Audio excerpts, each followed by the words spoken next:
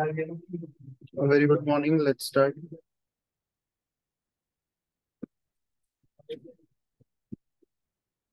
थोड़ा रिवाइज करते हैं अभी तक जो पढ़ा, उसके बाद आगे बढ़ते हैं। हम पढ़ रहे हैं बिजनेस एनवायरनमेंट।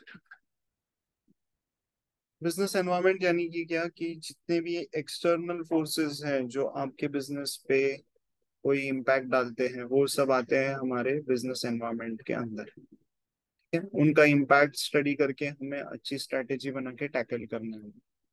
तो कैरेक्टरिस्टिक्स के बारे में कल बात की हमने कि कॉम्प्लेक्स है, डायनामिक है, मल्टीफेसेड है और फार रीचिंग इम्पैक्ट है इसका।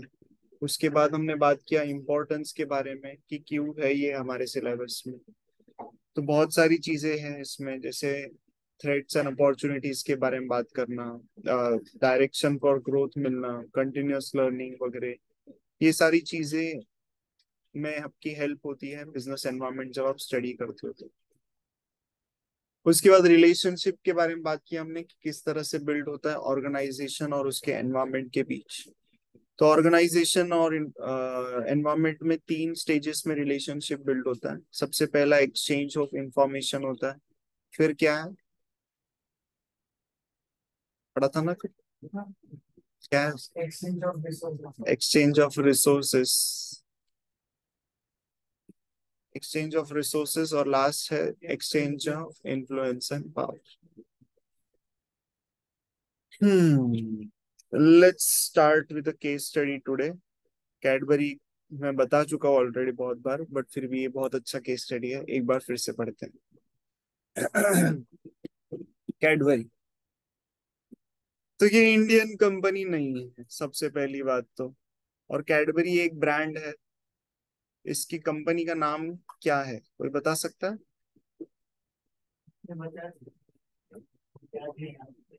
मॉन्डेलिस इंटरनेशनल प्राइवेट लिमिटेड, ये इसका नाम है कंपनी का। तो कैडबरी के साथ क्या हुआ कि कैडबरी बच्चों के, इस बच्चों में बेसिकली ज्यादा फेमस होने लगा जैसे ही उसने इंडियन मार्केट में एंटर किया था। फिर एक टाइम ऐसा आया कि कैडबरी बहुत अक्रॉस इंडिया बहुत फैल चुका था, नाम बन चुका था अच्छा, ट्रस्टेड। बट कुछ टाइम बाद उसमें वर्म्स निकलने लगे। मतलब जैसे ही तुम चॉकलेट खोलो, रैपर खोलो और पता चले तुम्हें ऐसे व्हाइट कलर के, अलग अलग कलर के वर्म्स निकल रहे हैं, अच्छा लगेगा तुमको? नहीं अच्छा लगेगा, सेम। तो वैसा ही हुआ और इतने सारे वर्म्स निकले। और जैसे मैंने बताया, मेजोरिटी चॉकलेट जो है वो बच्चे कंज्यूम करते हैं। तुम खाते हो चॉकलेट? कब खाया लास्ट? याद नहीं आ रहा। कल ही खाया, क्यों? अच्छा अच्छा। तो बहुत ओकेजनली खाते हैं, जब बड़े हो जाते हैं तो ओकेजनली खाते हैं। बट बच्चों में ये फ्रीक्वेंट चीज है कैडबरी वगैरह। तो अगर सोचो कि कोई, तुम एक पेरेंट हो और तुम्हारे बच्चे अगर वर्म्स वाली चीजें खा रहे, तो तुमको कैसा फील होगा कि उनकी हेल्थ के लिए बहुत खराब चीज है वो, बराबर? यही सेम चीज की वजह से कैडबरी का जो क्वालिटी है वो क्वेश्चन होने लगा कि क्या सच में हमारे बच्चों को हमें ये खिलाना चाहिए या देना चाहिए। फिर मीडिया में बात फैल गई और सेल्स ड्रॉप हो गए। बहुत ज्यादा तेजी से सेल्स ड्रॉप हो गए। जैसे ही सेल्स ड्रॉप हो गए और ये सब मीडिया में इशू फैलने लगा, तो एफडीए वगैरह जो गवर्नमेंट के बॉडीज है वो सब इन्वॉल्व हो गए कि क्यों भाई, वर्म्स क्यों खिला रहे हो लोगों को वगैरह ऐसा। ये सब चीजें होने के बाद लोग छोड़ के जाते हैं। सबसे पहला है ना, कैडबरी के पॉइंट ऑफ व्यू से स्टडी करना है हमें ये। तो इंटरनल एम्प्लॉयज जो है ना, सबसे पहले वो छोड़ के जाते हैं। कि अगर आपकी कंपनी में ऐसा कुछ हो रहा है ना, तो बहुत सारे लोग रेजिग्नेशन देने लग जाते हैं कि हमको इसमें काम नहीं करना है, सिंपल। से अभी बाईजूस में हो रहा है, या फिर और भी बहुत सारी फ्रॉडुलेंट कंपनीज थी, तो लोग छोड़ के जाते हैं, सिंपल। तो इन्होंने क्या किया, लोगों को विश्वास दिलाया। सबसे पहली बात है कि अपने एम्प्लॉयज को विश्वास दिलाओ कि ऐसा कुछ नहीं होगा, हम इसको टैकल कर लेंगे।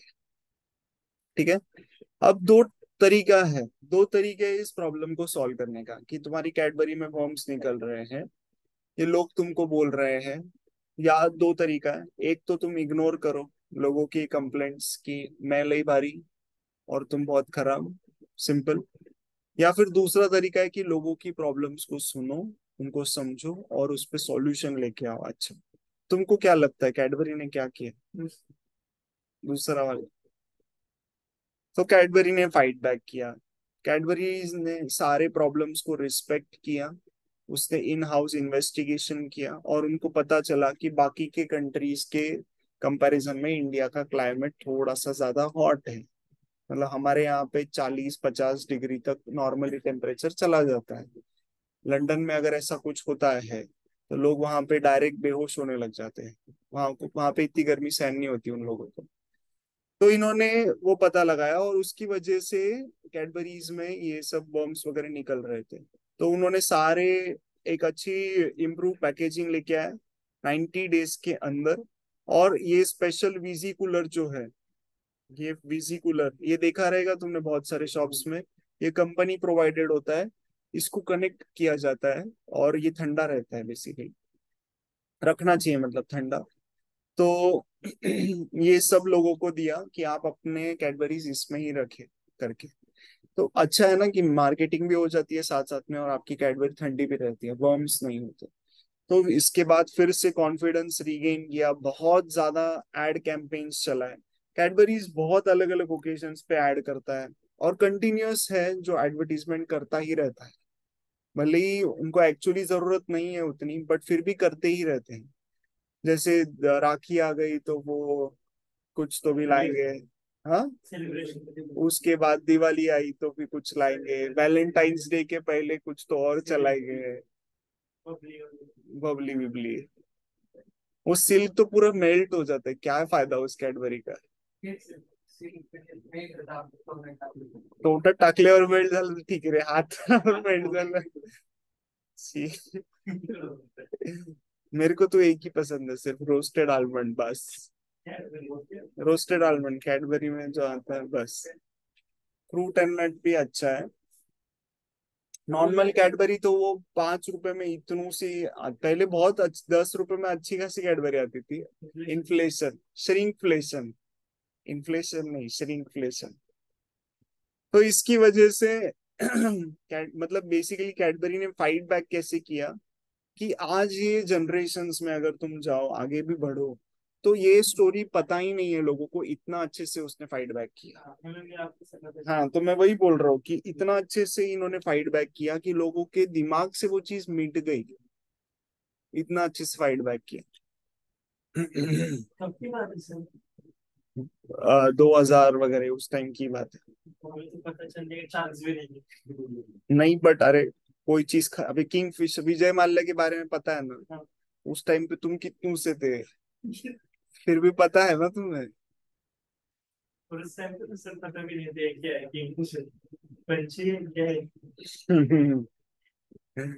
ठीक है, आगे बढ़ते हैं। तो इन्वायरमेंट आपके ऊपर इन्फ्लुएंस डालने ही वाला है। ये कैडबरी के सिनेरियो में भी उसी को ध्यान में रखते हुए बात करते हैं कि एनवायरनमेंट आपके ऊपर इन्फ्लुएंस डालने ही वाला है। ऐसा कभी भी नहीं होता कि आप एकदम परफेक्ट प्लानिंग करो और एकदम वैसा ही आपके लाइफ में सब चीजें चलती है प्लानिंग के हिसाब से, ऐसा नहीं होता। एनवायरनमेंट आपके ऊपर इन्फ्लुएंस डालेगा। तो आपको क्या करना है? 3 स्टेजेस में उसको टैकल करना है। सबसे पहला है कि आप इनिशियल व्यू लो, ऑर्गेनाइजेशन के एनवायरनमेंट का एक इनिशियल व्यू लो कि क्या चीजें हैं जो एक्चुअली में प्रॉब्लमेटिक है। जैसे कैडबरी ने क्या किया, सबसे पहले इन हाउस इन्वेस्टिगेशन किया कि मतलब इन हाउस इन्वेस्टिगेशन के पहले भी उन्होंने एक इनिशियल व्यू लिया कि भाई वर्म्स आ रहे हैं, ये एक बेसिक प्रॉब्लम है। उसके बाद उन्होंने ऑडिट किया, पता लगाना, इन्वेस्टिगेट करना, सिंपल कि कहाँ किस प्रोसेस में एग्जैक्टली हमें प्रॉब्लम है। जिस प्रोसेस में प्रॉब्लम है उसको सुधारो, उसमें एक इमीडिएट कुछ तो भी कंसिडरेशन लेके आओ ताकि इमीडिएटली तुम फाइट बैक कर सको। सिंपल, इतना ही आसान है, 3 स्टेजेस। क्लियर है सबको? मैगी, यस, अच्छा हुआ एक और एक एग्जांपल याद आया। मैं वही बोल रहा सोच रहा था कि और क्या एग्जांपल दूं इसके साथ। तो नेस्ले। नेस्ले एक बहुत बड़ी कंपनी है, बहुत ज्यादा बड़ी, स्विस कंपनी है। तो जितना मैगी ये प्रोडक्ट इंडिया में फेमस हुआ उतना ये कहीं भी फेमस नहीं हुआ। क्योंकि क्या पता इंडियंस को क्या मैगी से इतना लगाव है, मुझे नहीं पता। नहीं तो सुनो तो, अरे सुन लो ना आगे। तो नेस तो हुआ कुछ यूं कि ये जो मैगी वाला जो सीन था, जो मतलब आप बोल सकते हो किसी एक कंपनी के अगेंस्ट में ये सब चीजें हुई है, सिर्फ एक ही कंपनी को टारगेट करके, और बहुत प्लानिंग के साथ हुई। तो हुआ कुछ यूं, इसके पहले का थोड़ा बैकग्राउंड ये है कि 2014 में मोदी गवर्नमेंट इलेक्ट हो गया है, और उनके बहुत बड़े सपोर्टर थे कौन, पतंजलि के रामदेव बाबा। तो रामदेव बाबा बहुत क्रिटिसाइज करते हैं वैसे भी मैगी वगैरह इन सब चीजों पे। तो वो अपनी मैगी लाना चाहते थे, लेकिन अपनी मैगी लाए तो भी मार्केट शेयर मिलेगा नहीं। सिंपल सी बात है, जब तक कुछ हो नहीं उस प्रोडक्ट को, एग्जिस्टिंग मार्केट को कुछ हो नहीं, तब तक आप अपनी प्रोडक्ट लॉन्च करके भी आपको ज्यादा मार्केट शेयर नहीं मिलने वाला है। तो इन्होंने क्या किया, ऐसे ही धीरे धीरे धीरे स्ट्रेटेजी बना के एक टाइम पे मैगी को ऐसा डिक्लेयर कर दिया कि ये हेल्थ के लिए अच्छी नहीं है। एक्चुअली वो हेल्थ के लिए अच्छी नहीं है आज भी, बट फिर भी लोग खाते हैं क्योंकि उसमें लेड ये कंटेंट बहुत है। मतलब अभी उन्होंने कम किया है वो कंटेंट, बट मेमोरी लॉस का एक कारण होता है वो जो इंग्रेडिएंट होता है ना। इसलिए मैं हमेशा बोलता हूँ, कभी भी तुम एग्जाम टाइम पे हो ना, उस टाइम पे जंक फूड कोई भी नहीं खाने का, कुछ भी जंक फूड नहीं खाने का। तो मैगी तो स्ट्रेटेजिकली प्लान करके मैगी को टारगेट किया गया, और उस टाइम पे इतना फेमस प्रोडक्ट है ये कि नेस्ले का मार्केट शेयर बहुत ज्यादा ड्रॉप हो गया। तो नेस्ले का मैं शेयर प्राइस दिखाता हूँ तुम्हें, उस टाइम की बात है ये। नेस्ले इंडिया, इंडिया में भी लिस्टेड है लेकिन इंडियन कंपनी नहीं है। तो मैक्सिमम पे चले जाते हैं। ये देखो, ये 2019 मेरे ख्याल से यहाँ पे गिरा था शेयर उसका, 7,000 रुपीज से इसको धीरे धीरे करके नीचे लेके आए, और 5,000 तक गिर गया था ऑलमोस्ट इसका शेयर। बहुत बड़ा ड्रॉप है परसेंटेज टर्म्स में अगर तुम देखो तो, क्योंकि ये इसका बहुत अच्छा प्रोडक्ट था जो कि। तो मैगी ने क्या किया आज भी, मतलब वापस से जब ये रीलॉन्च किया, उनको लाइसेंस वगैरह वापस मिला, तो फिर भी लोग आज मैगी ही कंज्यूम करते हैं क्योंकि एड कैंपेन चलाते रहे। भले ही आप अपना प्रोडक्ट नहीं बेच सकते, उन्होंने क्या किया, वी मिस यू टू ऐसा करके कुछ तो हैशटैग करके कैंपेन लॉन्च किया, और एडवर्टीजमेंट्स चलाते रहे, लोगों के मन में वो रहा कि हाँ हमें ये कुछ खाते थे हम ऐसा तो हमें ये वापस याद आ रही है हमें भी मैगी की, ऐसा लॉन्च किया कैंपेन। और फिर लेके आए वो मार्केट में वापस, और आज तो वापस से रीगेन कर लिया उन्होंने सारा मार्केट शेयर खोया हुआ। मेरे को तो पतंजलि की भी खाई थी मैंने, बिल्कुल पसंद नहीं आई। उसके बाद वो एक और हिप्पी करके कुछ होता है, वो भी कुछ खास नहीं लगता। अगर मैगी के कंपैरिजन में टेस्ट वाइज बात करो ना तो खास नहीं लगता। Taste wise Maggi is best, but नहीं खाना चाहिए। कोका कोला की अमिताभ बच्चनच्या हातोड्या हे झाले कोका कोला असं फोटो हे सगळे जाते. अमिताभ बच्चन तो कुछ भी नहीं है रे। कोको कोला के केस में भी क्या हुआ कि यही सब स्पिरिचुअल गुरुज वगैरह जो है ना, ये रिलीजियस गुरुज वगैरह, इन्होंने हेल्थ अवेयरनेस वगैरह के चक्कर में ऐसा बताया, और ये सही भी बात है, आज भी कोको कोला भी हार्मफुल है तुम्हारी सेहत के लिए, क्योंकि उसमें बहुत शुगर होता है जो तुम्हें नहीं चाहिए। इतना शुगर, उतना शुगर होता है उसमें। तो उन्होंने टॉयलेट साफ करके दिखाया, और देखो बोला कि टॉयलेट कितना साफ अच्छे से होता है, और ये टॉयलेट साफ करने वाली चीज तुम अपने पेट में डाल रहे हो। जस्ट इमेजिन तुम हार्पिक पी रहे हो, कैसा लगेगा तुम्हें। वैसे ही सेम चीज वो डेपिक्ट करना चाहते हैं, और हुआ भी। कोको कोला के बहुत सेल्स ड्रॉप हो गए, बहुत ज्यादा हिट बैठा। वापस से उन्होंने वही स्ट्रेटेजी अपनाई, कम बैक फाइट बैक की। और आप तो बहुत पीछे चले गए. अभी अभी रोनाल्डो ने कोका कोला का वो तो ठीक है रे, वो चलता रहता है। इससे तो बहुत कम हुए शेयर्स उनकी, बहुत influence है. थोड़ा सा हिट बैठा, ज्यादा हिट नहीं बैठता। कोको कोला है वो भाई, तुमको बताओ कोको कोला एक दिन में कितने बॉटल बेचता है। देखो उनकी वेबसाइट पे ही लिखा है, 1 बिलियन कुछ तो बॉटल बेचता है वो रोज का, कोको कोला। वैसे ये आपको किसने पहले थी कि मैगी में पोर्क है? एक सेकेंड ना, बॉटल सोल्ड इन 1 डे, ये देखो एवरेज सर उनकी वेबसाइट पे मोर देन 1.9 बिलियन। मैं जब पढ़ा था ये लास्ट टाइम 1 बिलियन था ये। 200 कंट्रीज से ज्यादा में इनका मार्केट है, और 1.9 बिलियन सर्विंग्स। पूरे वर्ल्ड की पॉपुलेशन है 7-8 बिलियन के करीब, उसमें ये हर रोज 2 बिलियन बॉटल सेल करते हैं। तुम इमेजिन कर सकते हो कि कोको कोला कितनी बड़ी कंपनी। तो ये सब चीजें हैं। ठीक है, आगे बढ़ते हैं, बोलो। पोर्क का किसने आपको पहले? कौन सा? मैगी में पोर्क है। ऐसा कुछ तो मुझे नहीं आता है। मगर तो मैगी और चिली को हमारा और देखा पर ऐसा नहीं है आज लोग। ध्यान दो, आगे बढ़े, क्या ज्यादा भूख लग गई थी? आगे बढ़ते, नेक्स्ट है वाई एनवायरमेंटल एनालिसिस। एनवायरमेंट को एनालाइज करने की क्या जरूरत है, इसके बारे में बात करते हैं।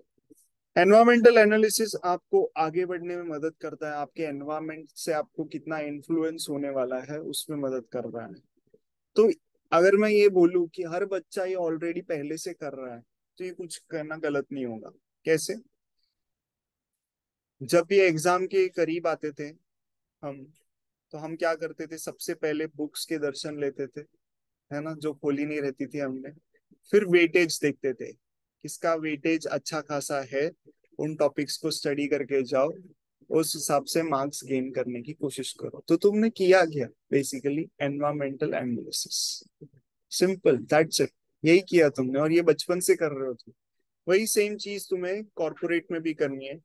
बहुत simple, understanding of current and potential changes, कि क्या चेंज होने वाला है, क्या अभी चेंजेस चालू है, ये सब के बारे में स्टडी करो।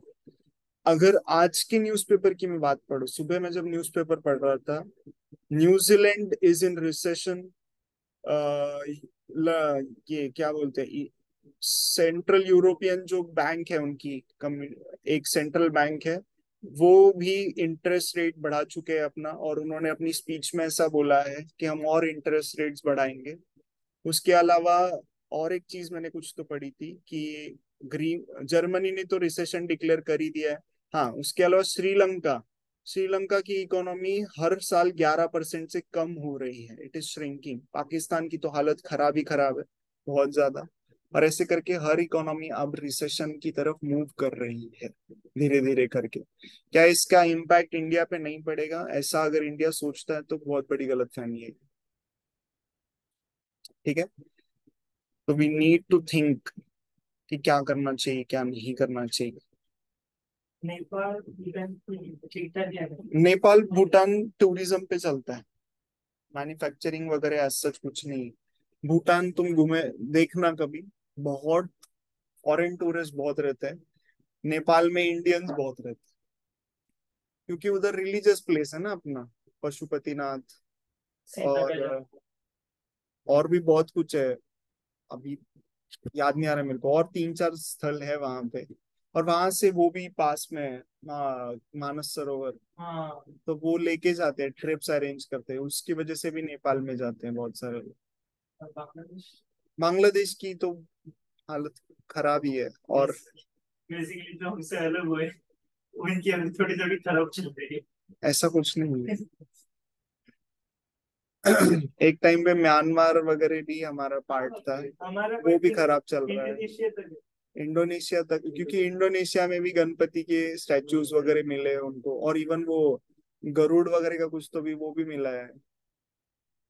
और वो करते हैं पूजा इंडोनेशिया की। मैंने मतलब ये भी सुना है कि उनकी करेंसी पे गणेश जी का ये है, है। करेंसी में है। पोलैंड में है उसकी करेंसी पे श्री राम।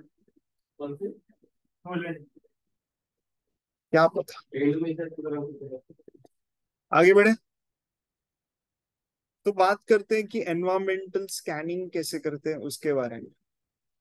जैसे हम नॉर्मली मोबाइल में एंटीवायरस वगैरह होता है, वो मोबाइल को स्कैन करता है, लैपटॉप में होता है स्कैन करता है। तो मेन पर्पस यही है एनवायरमेंटल स्कैनिंग का, कि कुछ भी अपॉर्चुनिटी थ्रेट्स जो भी आपको बाहर से मिल रहे हैं, उसको आप कंटिन्यूअसली स्कैन करते रहो। ठीक है। उसकी वजह से होगा कुछ यूं कि आपको पता चलेगा क्या चीज आपको करनी चाहिए, क्या नहीं करनी चाहिए।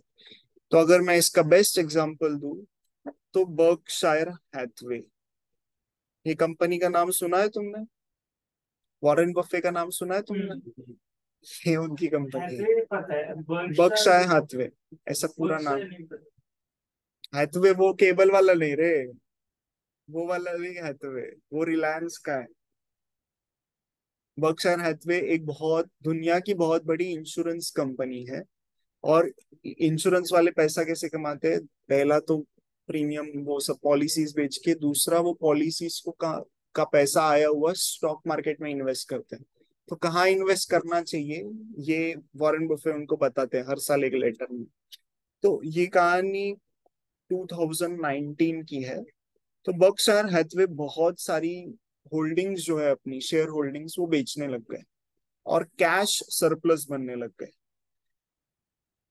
तो अचानक से लोगों में ऐसा हुआ कि ये क्यों कर रहे हैं ऐसा करके। तो धीरे धीरे धीरे फिर 2019 के बाद जैसे ही 2020 आया, उस टाइम पे बहुत ज्यादा इकोनॉमी क्रैश हो गई, शेयर मार्केट बहुत ज्यादा क्रैश हो गया। उस टाइम पे फिर इन्होंने कैश सरप्लस जो पोजीशंस थी इनकी, सब की सब इन्वेस्ट कर दी 2020 में। और इवन अगर किसी और ने भी किया रहता, कैश रख के थोड़ा इन्वेस्ट किया होता 2020 में, उनकी इन्वेस्टमेंट्स 3 साल के अंदर आज 4x या 5x तक हो चुकी है। एक कंपनी दिखाता हूँ मैं तुम्हें। हाँ याद आ गया।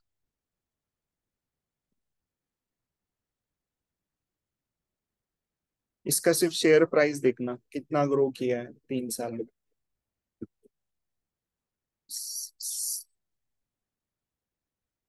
नहीं, एम्फोसिस नहीं, क्या नाम था उसका?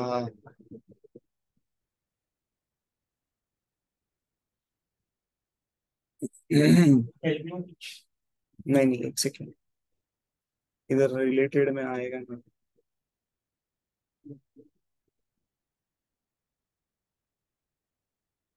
एम्फोसिस नहीं है रे, उसका नाम भी एम से ही है कुछ तो।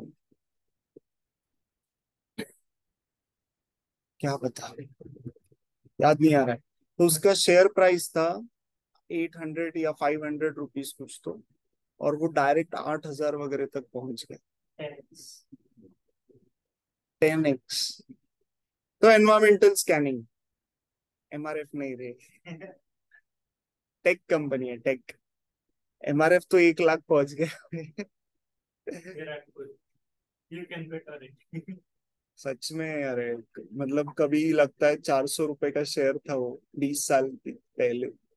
उस टाइम पे अगर किसी ने इन्वेस्ट किया है, अगर, और तुमने ज्यादा नहीं बस 1 लाख शेयर्स भी खरीदे रहते ना उस टाइम पे, आज तुम क्या ही क्या रहते आज। ऐसा है। सर शेयर था कैसे? बढ़ते हैं सारे टायर के कंपनीज के बढ़ने ही वाले, बट एमआरएफ एक अलग ही फैड हो गया है, ऐसा मैं बोलूंगा। उसमें विराट कोहली का ज्यादा कंट्रोवर्सी है। ऐसा कुछ नहीं, पहले से था। तो सर, एनवायरमेंटल स्कैनिंग करते वक्त आपको 4 चीजें पता चलती हैं, और 4 चीजों को आपको ध्यान में रखना है। इन 4 टर्मिनोलॉजीज को समझते हैं। ठीक है। सबसे पहला है इवेंट का होना। जैसे ये बात कर रहा था रोनाल्डो के बारे में, तो रोनाल्डो ने क्या किया, कोको कोला की बोतल उठा के साइड में रख दी। ये है इवेंट। कुछ खराब हो जाना या कुछ एक स्पेसिफिक इंसिडेंट का हो जाना, इसको बोलते हैं इवेंट। मान लो उस इवेंट की वजह से ऐसा कुछ होता कि सिमिलर इवेंट्स या सिमिलर चीजें बार बार हो रही है, सिमिलर रिलेटेड इवेंट्स बार बार होने लग जाती है। रोनाल्डो का बहुत फैन फॉलोइंग है, सारे लोगों ने मान लो कोको कोला ना पीना ही छोड़ दिया, तो इनकी सेल्स बहुत ड्रॉप हो जाएगी। तो ये सारे लोग जो कर रहे हैं वो एक ट्रेंड बन जाएगा फिर, सिंपल। तो वो है एक ट्रेंड। वैसे ही 2020 में भी बहुत सारे इवेंट्स और ट्रेंड्स आपको देखने को मिले थे। जैसे वो कॉफी वाला किस्सा किया है कभी, डलगोना कॉफी सुना, या लूडो का बहुत। ठीक है, तो किसी एक ने डाला कभी तो भगवान जाने, फिर वो एक क्या बन गया, ट्रेंड बन गया। सिंपल कि अब लूडो ही लूडो खेलना है। अब खेलते हो लूडो? नहीं खेलते। उन्हें बहुत प्रॉफिट होगा लूडो। हाँ फिर अरे, तो ट्रेंड है। वैसे ही एक इवेंट आया कुछ तो भी कि टिकटॉक खराब है या यूट्यूब बहुत भारी है और उसके बाद वो ट्रेंड ही शुरू हो गया कि हर एक जन दिखा रहा है कि वो एक, इवन टेक्निकल गुरुजी का भी एक वीडियो आया था, कुछ बोला नहीं, इतने सारे मोबाइल 10-15 सब में से टिकटॉक का अनइंस्टॉल किया सिर्फ। हाँ देखा था क्या तुमने वो वीडियो? कैरी मिनाटी का तो वीडियो ही हट गया था, वो तो अभी अलग ही किस्से है। वो भी तो उस कैरिबिनेटी के लिए इवेंट होगा ना सर, उसकी वजह से इवेंट था, बूस्ट मिला। वही तो बोल रहा हूँ ना मैं, वो एक इवेंट है और बार बार वही रिकरिंग चीजें हो जाना वो एक ट्रेंड बन जाता है। तो हर कोई टिकटॉक और यूट्यूब की बात करने लग गया, ट्रेंड बन गया है। सिंपल। आगे बढ़ते हैं। तो ट्रेंड और इवेंट में डिफरेंस क्लियर है। इवेंट मतलब एक कुछ इंसिडेंट्स का हो जाना, ट्रेंड सिमिलर इवेंट्स बार बार होते रहना। फिर नेक्स्ट है इश्यूज। तो कुछ भी रिस्पॉन्स जब आप देते हो इवेंट या फिर ट्रेंड को, तो कंसर्न्स आप फेस करते हो, तो उनको बोलते हैं इश्यूज। जैसे जो ये पबजी वगैरह वाले थे, क्योंकि चाइनीज एप्लीकेशंस को बैन करने लगे ये एक एक करके, तो इसकी वजह से फिर उनके लिए, पबजी वालों के लिए एक बहुत बड़ा खतरा बन गया था, इशू बन गया था ये चीज, और हुआ भी उनका, सच हुआ भी। भगवान जाने अब वापस आएगा पबजी या नहीं आएगा। और एक्सपेक्टेशंस, लोगों के एक्सपेक्टेशंस आज भी है, आज भी लोग खेलते हैं वैसे पबजी, वो वीपीएन वगैरह कुछ तो लगा के। अब आ गए वापस। वापस आ गया, बट वो भी बैन हुआ था ना। हुआ था वो भी वापस आ गया बीच में। बट अब वो सब है क्या, वो उड़ बिड़ रहे हैं उसमें, वो सब रहा नहीं जो पहले था।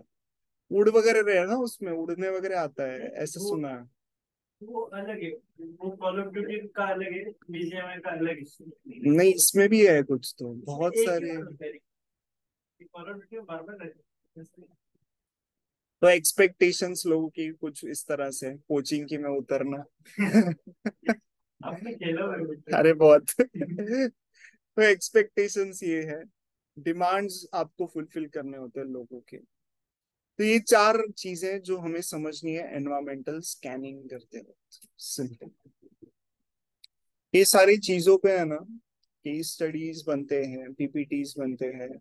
उसके अलावा बहुत बार एनालिसिस किया जाता है कि क्या, किस तरह से हमें एक ट्रेंड सेट करना है। मार्केट में बहुत टाइम में ऐसा होता है ना कि अगर आप कोई ट्रेंड सेट कर दो, तो फिर आपकी अपने आप ही लोग ही आपका चीजें खरीदने लग जाते हैं। जैसे अगर किसी भी एक चीज का ट्रेंड सेट कर पाओ अगर तुम, तो फिर तुम्हारा काम बन गया। वो बीजीएमआई का जो बैन हुआ, वो सिर्फ बीजीएमआई वाले गेमर्स के लिए बहुत एक बड़ा इवेंट हुआ। अब क्या करें, बाकी के गेमर्स तो बाकी के भी गेम्स खेलते थे, ये जो डायनामो वगैरह थे वो सिर्फ। सिर्फ पबजी खेलते हाँ। थे, बट अभी वो भी चेंज शिफ्ट हो गए ना किसी किसी चीज पे। तो अगर इसको ध्यान से स्टडी करें ना, तो बहुत सारे केस स्टडीज आपको मिल जाएंगे। सबसे बेस्ट है ए नाइकी का केस स्टडी। तो नाइकी ने क्या किया, क्योंकि बास्केटबॉल बहुत फेमस है, जैसे इंडिया में क्रिकेट को बहुत अलग दृष्टिकोण से देखा जाता है, वैसे बास्केटबॉल को अलग दृष्टिकोण से देखा जाता है यूएस में, नॉर्थ अमेरिका में। तो हुआ कुछ यूं कि माइकल जॉर्डन एक बहुत बड़े खिलाड़ी है, आपको पता होगा। अब शायद वो नहीं खेलते, जहां तक मुझे पता है, रिटायर हो चुके हैं। बट उस टाइम पे जॉर्डन को नाइकी के शूज दिए और उनको बोला था कि आप बस मैच में झुकना और लेस वगैरह बांधने की कुछ एक्टिंग करना, ताकि कैमरा का फोकस आपके शूज पे आ सके और लोगों को पता चले कि ये नाइकी के शूज इस्तेमाल करते हैं। और उस स्पेसिफिक इसका नाम इन्होंने रखा एयर जॉर्डन करके। वो एयर जॉर्डन वाली चीज से इन्होंने इतना पैसा कमाया है, इतना पैसा कमाया है कि आप सोच नहीं सकते नाइकी ने कितना पैसा कमाया। Amazing amount of money. तो उन्होंने एक ट्रेंड ही सेट कर दिया। तो ऐसा कुछ अगर आप कर पाओ आपके बिजनेस में, तो फिर मजे ही मजे। वो भी चलता है यार इधर। एयर जॉर्डन अभी भी चलता है, 80,000 के जूते। भाई ऐसा क्रिकेट में तो करने नहीं पड़ते कि आप ऐसा करो, बैट तो दिखता ही है जितना। और तो ये स्पेसिफिक चीजें कुछ। और तू बोल रहा है ना विराट कोहली से पहले एक और क्रिकेटर थे सचिन तेंदुलकर। जिन्होंने एमआरएफ का स्टिकर लगाया था। तो लोगों में वो एमआरएफ एमआरएफ एमआरएफ इस तरह से वो फैड बढ़ता चला गया। बैट वो कितने का आता वो सिर्फ स्टिकर होता है और कुछ नहीं। उसका भी पैसा मिलता है उन है। लोगों हाँ को। बहुत मिलता है। उनका भी कॉन्ट्रैक्ट रहता है ना, इतने इतने मंथ्स के लिए, इतने सालों के लिए आप ये स्टिकर लगा के चलो। हम्म। ओके, आगे बढ़ते हैं। उससे पहले देखते हैं कि कुछ एमसीक्यूज हम कर पाए तो।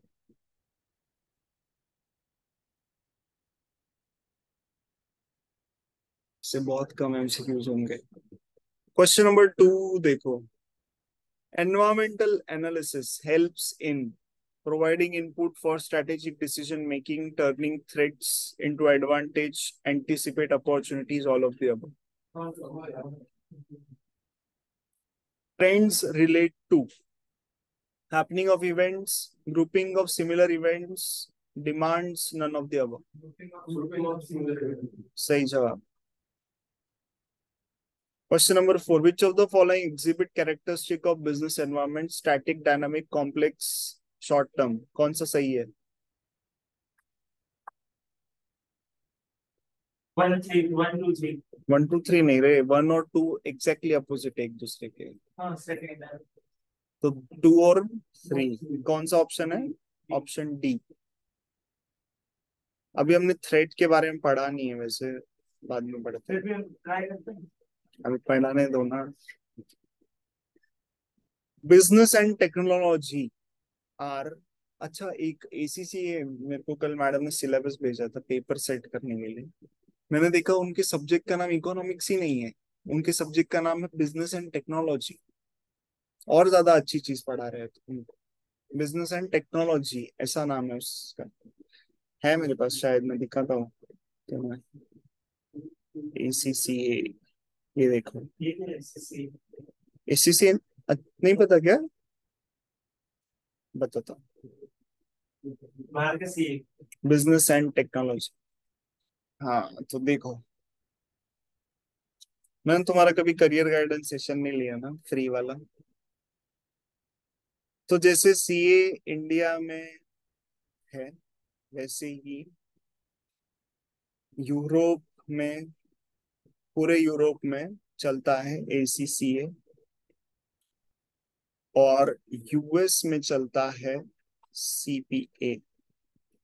अब बहुत सारे अलग अलग कंट्रीज के खुद के सीपीए रहते हैं। जैसे यूएस का सीपीए है, कनाडा का खुद का सीपीए है, ऑस्ट्रेलिया का सीपीए है। तो जनरली जिनको बाहर जाना होता है, यूएस वगैरह, या फिर यूएस की कंपनी में काम कर रहे हो तुम, आगे बढ़ना है, तुम्हें प्रमोशन चाहिए, तो फिर तुम ये सीपीए करते हो। एसीसीए भी अगेन वही सिमिलर चीज। और सीए तो तुम्हें पता ही। समझ गया डिस्टिंक्शन? तो आजकल, आज ऐसा हो रहा है ना कि सीए के एनरोलमेंट्स कम हो रहे हैं। मतलब स्टूडेंट्स ही कम आ रहे हैं, एनरोल ही कम लोग करना चाहते हैं सीए में। अब वापस से इंजीनियरिंग का फैड बढ़ रहा है धीरे धीरे। और सीए का फैड थोड़ा सा कम हुआ है। तो आप बोल सकते हो जो सेल्स ड्रॉप पड़ा ना हमने, वैसे आईसीआई की सेल्स ड्रॉप हो गई, तो उनको कंसर्न होने लग गया। क्यों? और देखा जाए तो कॉमर्स कम लोग नहीं रह रहे, कॉमर्स बहुत सारे लोग लेते हैं। तो वो कर क्या रहे हैं आजकल? वो कर रहे हैं एसीसीए। तो इसलिए सोच रहे हैं हम भी शुरू करें ACCA. But of course CA को कोई बीट नहीं कर सकता, वो बात अलग है। बट एसीसीए भी अच्छा है कोर्स अगर। बट सीए करके मैंने, अगर तुम सीए करते हो इसमें मेरे ख्याल से कुछ तो 12 या 14 पेपर है, मेरे को भी पढ़ना है सिलेबस एक बार। तो उसमें अगर आप सीए करके करते हो एसीसीए, वो भी ऑप्शन है, तो 9 पेपर्स एग्जाम हो जाते हैं, आपको 3 या 4 ही पेपर देंगे बस। बस ऐसा है। और वो सीपीए। सीपीए में तो 4 ही पेपर होते, ही 4 पेपर है, सब एग्जाम करे तो क्या ही होगा। सीए के साथ सीपीए भी होगा। नहीं, वो ग्रेजुएशन लगता है उसको मिनिमम। और एक और है सीए पे, उसके बारे में कभी लूंगा, मेरे को याद दिलाना कभी, अपना टाइम पास करने के लिए टाइम होना अपने पास। तो हर करियर सैटरडे को गाइडेंस, करियर गाइडेंस सेशन क्या? हर सैटरडे को हर रहता से अभी टेस्ट है कल। है। ये तो फिर टेस्ट। हाँ, अच्छा, business and technology, right right, sorry. हाँ, तो क्या है ये? Interrelated, interrelated and interdependent, none of the above. What do you think? C is the right answer, yes. उसके बाद question number 15। Dash is the process by which organizations monitor their relevant environment to identify opportunity and threats. अभी पढ़ाया था। Scanning.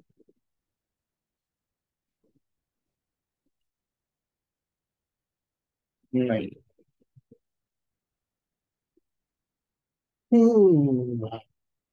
चलो, इतना ही था अभी तक के नॉलेज में, इतना ही गेन किया। आगे बढ़ते हैं। तो बस कंपोनेंट्स लेते हैं और उसके बाद रैप अप करेंगे आज के लिए।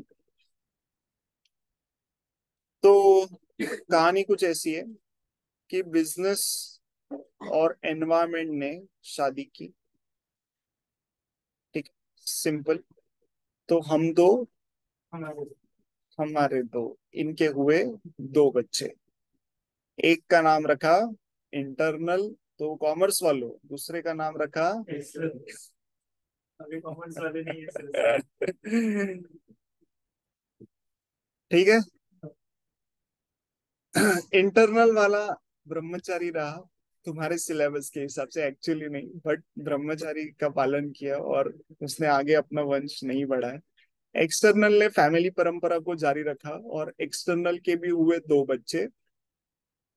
एक का नाम रखा माइक्रो, दूसरे का नाम रखा सिंपल। क्लियर है? ये इनका फैमिली चार्ट। क्लियर है सबको?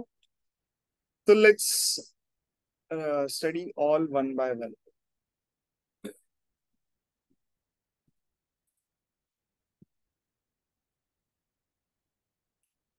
ठीक है। तो सबसे पहले बात करते हैं, बिजनेस एनवायरनमेंट हम समझ चुके हैं, सबसे पहले बात करते हैं इंटरनल के बारे में। तो इंटरनल एनवायरनमेंट में आती है वो सारी चीजें जो आपके ऑर्गेनाइजेशन के अंदर हो रही है। आपके ऑर्गेनाइजेशन का कल्चर, आपके एम्प्लॉयज, या फिर आपका मैनेजमेंट, और भी बहुत सारी चीजें। ये सब इंटरनल एनवायरनमेंट में आता है। जैसे बायजूस, आपको कहानी पता है बायजूस के आज आज मार्केट में क्या हो रहा है?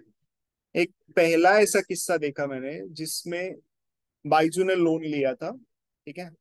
पहला ही ऐसा किस्सा देखा मैंने जिसने, जिस कंपनी ने लोन लिया हुआ है, उसने ही बैंक के ऊपर केस कर दिया कि आप हमसे पैसा मांग रहे हो करके। पहला पहला ही देखा है मैंने ये किस्सा। भाई मतलब तुमको पैसे देना ही गुनाह है ना?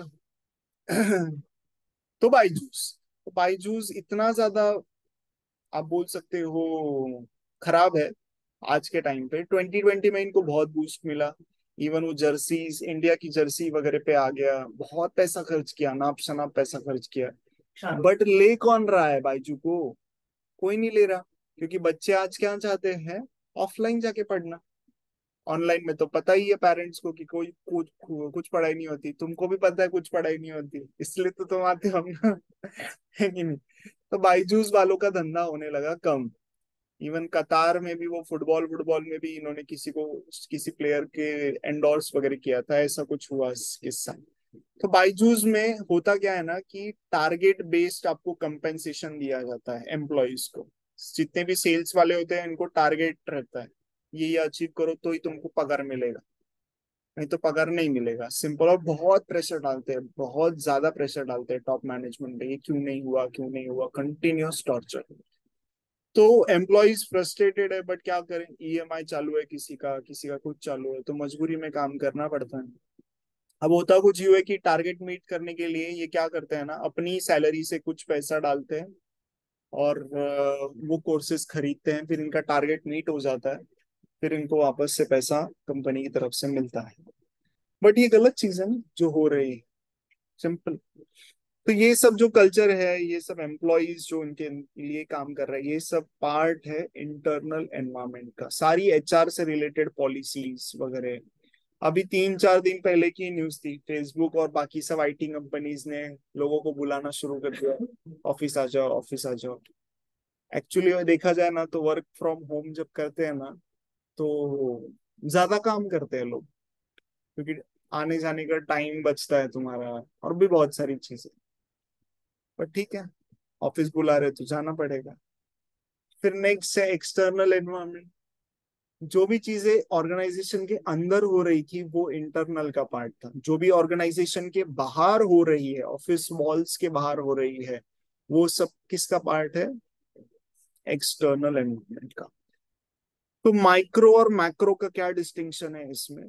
माइक्रो यानी कि आपके एनवायरमेंट, मतलब आपका ऑर्गेनाइजेशन और ये एनवायरमेंट इमीडिएटली एक दूसरे के कांटेक्ट में आता है, और डायरेक्ट इन्फ्लुएंस है माइक्रो का आप पे। तो वो सारी चीजें माइक्रो में पढ़ेंगे हम। डायरेक्ट इन्फ्लुएंस है, और इमीडिएटली रोज हम इनसे मिलते जुलते हैं, ट्रांजेक्शन्स करते हैं। मैक्रो में हम पढ़ेंगे वो सारी चीजें जो सबके लिए एप्लीकेबल है, आपको एक स्पेसिफिक टारगेट नहीं बनाया जाता है इसमें। ठीक है। और आगे और बढ़ने से पहले एक एनालिसिस कर लेते हैं लास्ट आज के लिए, दैट इज स्वॉट एनालिसिस। किया है तुम लोगों ने कभी? बता दीजिए। मैंने बताया था। हाँ, स्ट्रेंथ और वीकनेस अपॉर्चुनिटी और थ्रेट। ठीक है। तो ऐसे जनरली ऐसे 4 क्वाड्रेंट्स बनाते हैं। हाँ, इसमें गया था, बीसीआर में गया था, स्वॉट। इंटरव्यू के लिए। हाँ क्या? हाँ। स्ट्रेंथ और वीकनेस ये आप डिसाइड करते हैं। These are part of internal environment.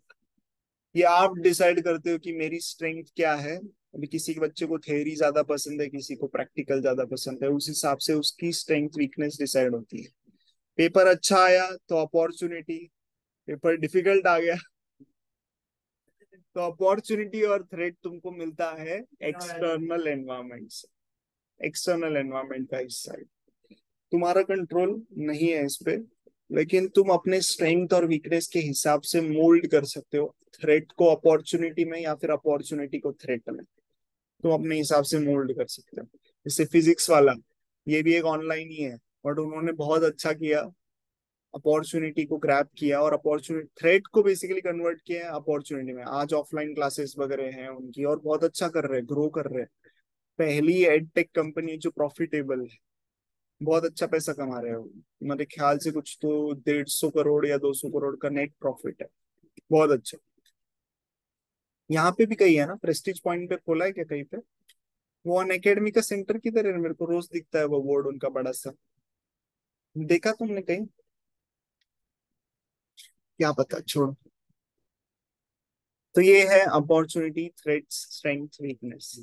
तुमने किया था नई एक्टिविटी ऑलरेडी बीसीआर के लिए? ठीक है, चलेगा। तो एक काम करते हैं, मैं तुमको एक बिजनेस की स्टडी देता हूँ। अपने अपने आप को मत इमेजिन करो कि तुम्हारा स्ट्रेंथ वीकनेस जान के मुझे नहीं कुछ करना। तुम उस बिजनेस के अंदर घुसो, दिमाग लगाओ कि मेरी स्ट्रेंथ क्या है, मेरे वीकनेस क्या, अपॉर्चुनिटी क्या है, थ्रेट क्या है। ठीक है। तो कितने बच्चे क्लास? अच्छा, एक काम करो, तुम ही किसी कंपनी या किसी इंडस्ट्री में कोई भी एक कंपनी, इमेजिनरी कंपनी भी चल सकती है, उसका स्वॉट बना के लेके आना, मंडे को चेक करते हैं।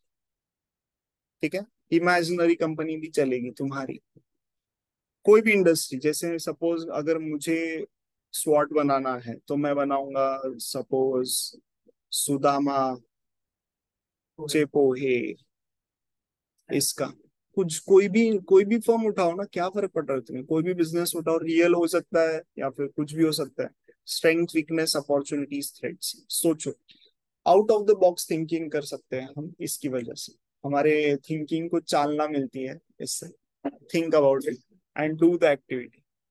चलो फिर मिलते हैं, कल टेस्ट है, आने की जरूरत नहीं है तुमको, तुम ऑनलाइन ही दो। ठीक है, बेड पे लेटे लेटे मत देना, रेंज में रहना और देना, सिंपल। ठीक है, चलो बाय बाय। सारे